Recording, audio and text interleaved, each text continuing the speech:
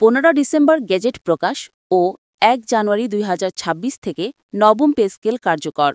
1:4 অনুপাত সহ বাড়ি ভাড়া 65% মঞ্জুর ঘোষণা।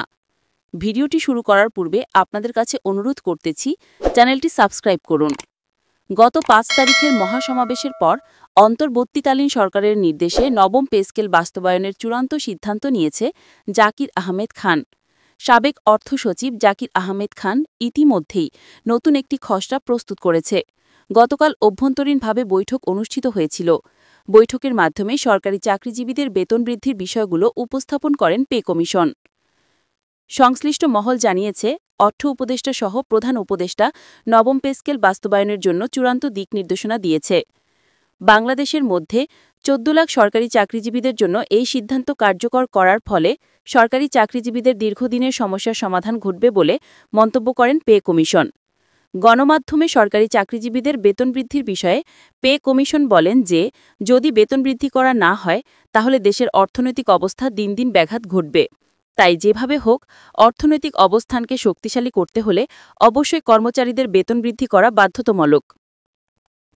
যার ফলস্বরূপ অন্তর্বর্তীকালীন সরকারের উদ্যোগে আগামী 15 ডিসেম্বর গেজেট প্রকাশের সিদ্ধান্তের কথা জানান পে কমিশন। অর্থ উপদেষ্টা নিজে পে কমিশনের কাছে খসড়ার বিষয়টি নিশ্চিত করেছেন। আগামী 15 ডিসেম্বর খসড়া অনুযায়ী গেজেট প্রকাশ হওয়ার পর থেকেই সরকারি চাকরিজীবীদের নবম পে স্কেলের বেতন কার্যকর ঘোষণা আসবে। আপনারা যারা সরকারি চাকরিজীবী আছেন তারা পরবর্তী আপডেট পেতে চ্যানেলটি সাবস্ক্রাইব করুন। সাংবাদিকরা অর্থ উপদেষ্টাকে গেজেট প্রকাশের বিষয়ে প্রশ্ন করলে তিনি বলেন, সরকারি চাকরিজীবীদের বেতন বৃদ্ধি করা আমাদের নৈতিক দায়িত্ব।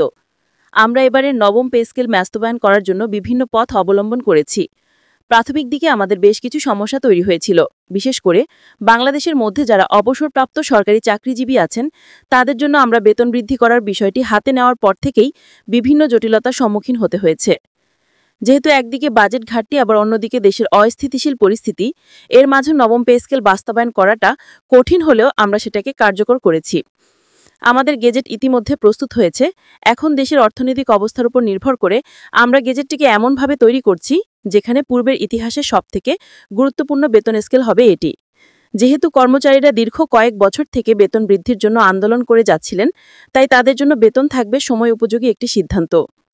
প্রধান উপদেষ্টার পক্ষ থেকে অর্থ উপদেষ্টার কার্যালয়ে একটি চিঠি পাঠানো হয়েছে, যেখানে উল্লেখ করা হয় আগামী 15 ডিসেম্বরের মধ্যে নবম পে স্কেল কার্যকরের গেজেট প্রকাশ করতে হবে। এছাড়াও কর্মচারী এবং কর্মকর্তারা যেন আগামী 2026 জানুয়ারি থেকে বেতন হাতে পায় সে বিষয়ে দ্রুত কার্যকরী পদক্ষেপ নিতে হবে। ভিডিওটির এই মুহূর্ত পর্যন্ত এসে যারা সাবস্ক্রাইব করেননি তারা সাবস্ক্রাইব করুন। বাংলাদেশ কর্মচারী ফোরামের সংগঠনের নেতারা যে দাবিগুলো জানিয়েছেন সেই দাবিগুলোর মধ্যে গুরুত্বপূর্ণ কয়েকটি দাবি বাস্তবায়ন করার সিদ্ধান্ত গ্রহণ করেন পে কমিশন। তাদের প্রায় 5টি দাবি ছিল, কিন্তু এই দাবিগুলো বাস্তবায়ন করতে যতটুকু অর্থের প্রয়োজন তা অন্তর্বর্তীকালীন সরকারের পক্ষে বহন করা সম্ভব নয় বলে মন্তব্য করেন সরকারি মহল।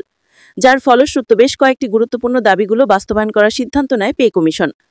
আগামী 2026 জানুয়ারি থেকে নবম পে স্কেল বাস্তবায়নের লক্ষ্যে পে কমিশনের চেয়ারম্যান জাকির আহমেদ খান সহ সংশ্লিষ্ট বৃন্দ ইতিমধ্যে কয়েক দফা বৈঠক করেন। তবে আজকে যে বৈঠক অনুষ্ঠিত হয়েছে এই বৈঠকেই সরকারি চাকরিজীবীদের বেতন বৃদ্ধির বিষয়টি শতভাগ নিশ্চিত হয়। পূরণকৃত দাবিগুলোর মধ্যে থাকছে বাড়ি ভাড়া, কর্মকর্তা ও কর্মচারীদের মোট বেতনের 65%।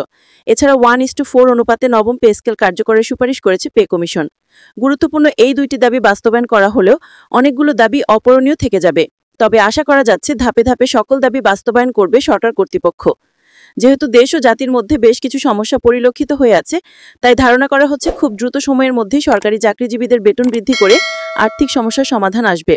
ভিডিওটি শেষ করার পর আপনারা অবশ্যই চ্যানেলটি সাবস্ক্রাইব করে আমাদের সঙ্গে থাকুন।